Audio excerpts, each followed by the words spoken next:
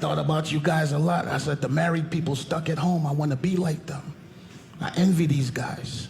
Some of you don't even dress yourselves anymore. You just wear the next clean shirt. I want that. Then I'm like, where do you go to find this wife? You can go to clubs or bars. I don't like going to nightclubs. Nightclubs are filled with single mothers and liars. There's a lot of single mothers in the club, and overall, single mothers are doing a good job, but the world is crazy, and you need to wait a while before you introduce these guys you dating to your kids. I went out with this single mother 2 times. I'm at work, the school called me to come pick up her son. You can't put my name on the list to come pick up your son. I only seen this dude 2 times in the dark at your house. They wear uniforms now, they got the same little haircut. I might pick up the wrong kid. Now this dude is on my backseat wheezing. I don't need that. But I'm scared. I'm not afraid to admit it. Marriage is a major decision. How many times in your life do you want to lose half your stuff?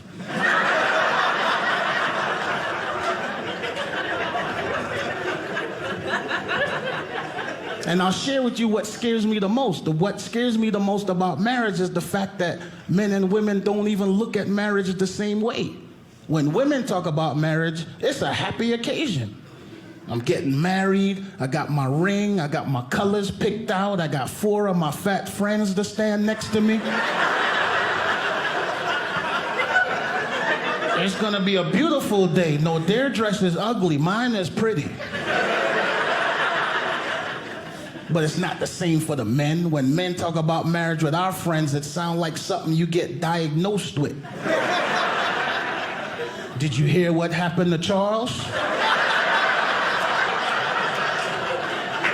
No, what? He's getting married. No! I just seen him last week. When did he find out? She told him yesterday at dinner. Is there anything that we could do for him? No, the invitations already went out. There's nothing we can do.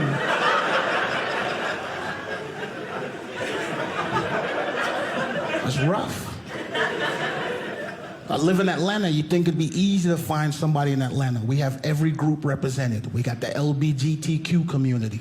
But it's 2022. You can't offend anyone. You can't step on anybody's toes.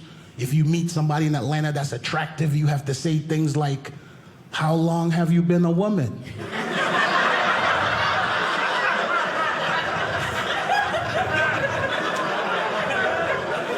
That's a legit question in Atlanta. Like, if you've been doing this for 10, 15 years, I might be okay with it. But if this is your first date, I don't want no parts of this. I could tell you just bought these heels, you really can't walk in them. You still saying things guys say, like race you to the car. Don't no woman say race you to the car.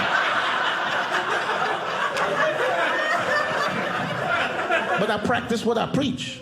The older I get, I realize nobody wants to die alone. You have to be open-minded to dating people from different races, different religions, different age ranges. I used to date a Muslim girl.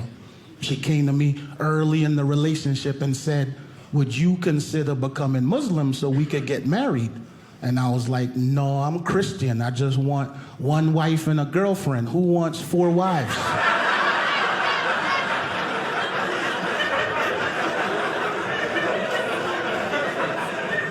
I was raised right, you know?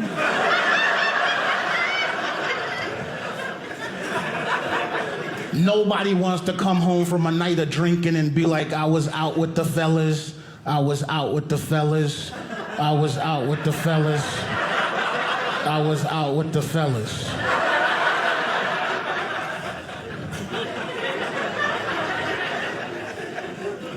The relationship had some good and some bad. It lasted 4 years and we broke up. And I moved from Atlanta to Vegas for a while. I just had to get away and start over. The women know what I'm talking about. You just get tired of 4-year relationship after 4-year relationship. And I needed a new start. I'm sitting in Vegas and a good friend of mine called me up. You always have a good friend who helps you through a breakup. And my buddy was like, man, you're in Vegas. Why don't you see what Vegas has to offer? And I was like, bro, I'm tired. I'm not doing anything else. No more dinners, no more movies, no more car parts. I'm not buying anything else. Thanks for laughing. Let me know I'm not the only person ever bought a woman car parts before. And it reminded me of a time I was dating a young lady, and one day she called me out the blue and was like, hey, I'm down here at the tire shop. I got the kids with me, and the guy is saying that I need front and back brakes. Is there any way that you could come down and help out? And I was like, yes, I could come down and help out, but you need to call the other two guys you sleeping with too, and let's get them down here and help out with the bill. So I got down to the tire shop and I got the guy on the phone and I said, hey man, I already paid for these front brakes. You need to come pay for these back brakes because we need to keep her safe while she drives between both our houses.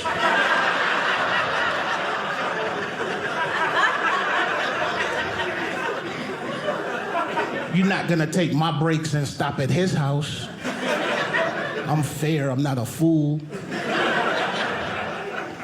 So my buddy, in trying to cheer me up, he says, I know what you need. You need a chubby girl. You never dated a chubby girl. Chubby girls are fun. So I went and found a chubby girl, but nobody told me chubby girls eat your leftovers.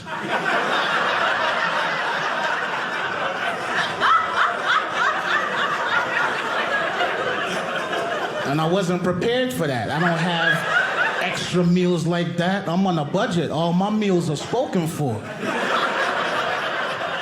She would call me in the middle of the day and be like, I left this morning quietly. I didn't want to make no noise and wake you. And I'm like, yeah, but you took my lunch.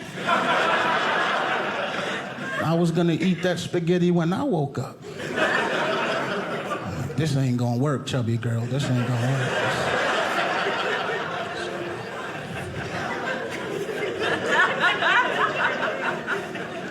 But I meet women with kids. I don't mind if you have kids. I just don't like bad kids. I don't like the people with the big 5-year-olds dragging their feet in baby strollers all over Walmart. If you can go from Walmart to your car and your kid can get out the stroller, help you break it down and put it in the back of the car, they don't need to be in no stroller.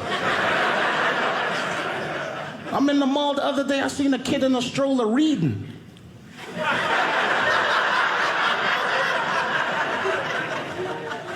And you know who I hate the most? You know the people with the 3 and the 4-year-olds that can talk, but the mother let them use a pacifier? I'm over this girl's house 2 weeks ago. We sitting on the couch watching TV, baby in the middle of the living room playing. All of a sudden, out of nowhere, the baby go, you know I got a doctor's appointment tomorrow, right?